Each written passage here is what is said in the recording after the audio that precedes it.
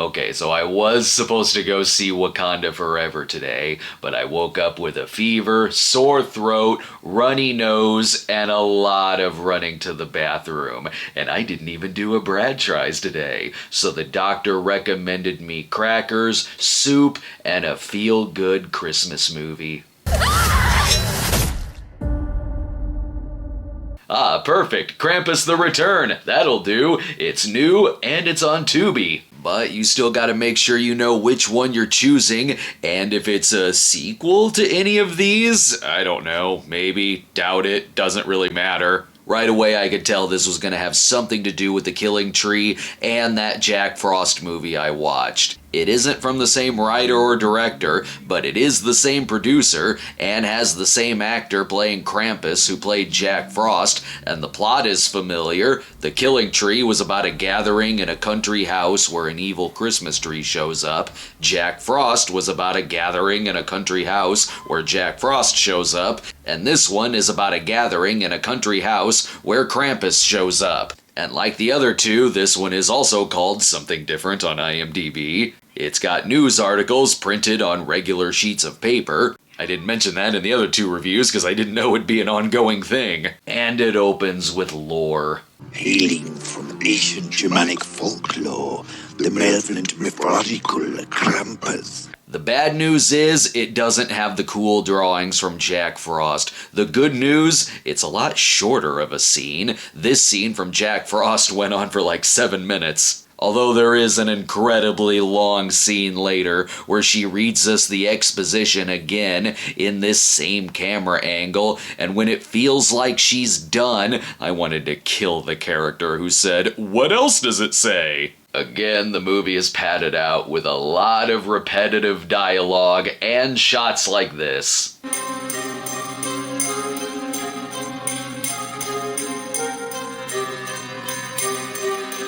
No, please, drive slower. It's like one of the Tyler Perry Halloween movies, where if they enter this conversation room, brace yourself, they'll be in there for a while. A lot of the character scenes early on mostly involves the lead crying. Even if it doesn't seem like it'll be a scene where she cries, it'll happen, and rather suddenly.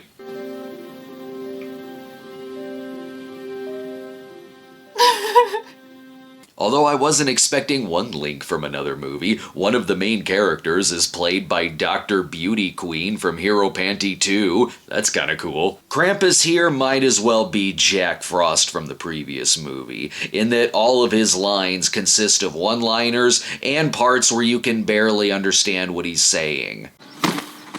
Best thing to do with a wounded animal is to pluck it out of its misery. Though it is funny when he'll just show up to scare someone and do nothing else. Lisa. That happens a few times, and it comes across like the people are just being pranked.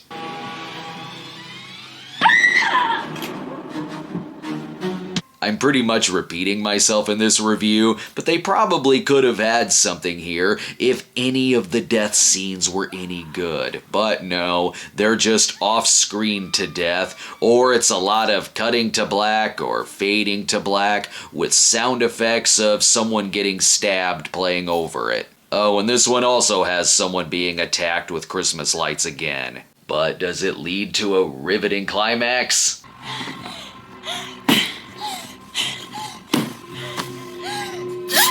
No, they defeat Krampus by reading him a book to death. Or maybe, because it does sequel bait.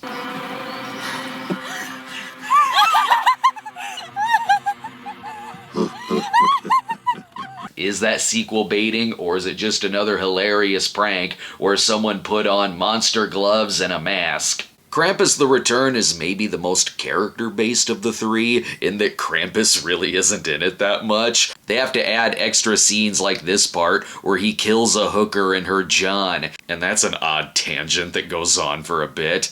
I'll give it a D+.